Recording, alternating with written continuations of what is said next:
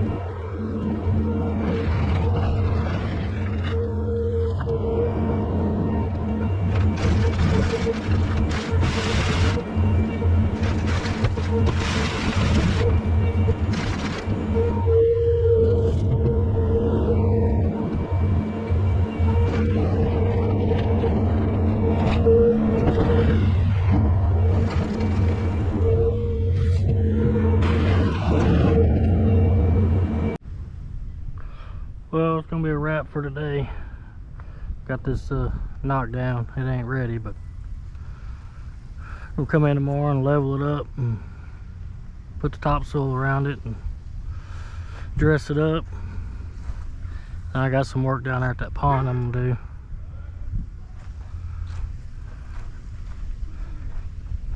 And then we got the driveway in. So that'll be it for today. See y'all in the morning.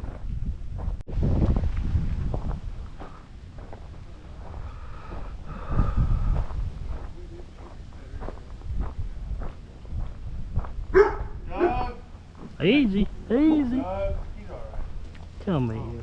It's a pretty girl. Oh yeah. Everybody needs some loving. Everybody needs some loving, huh?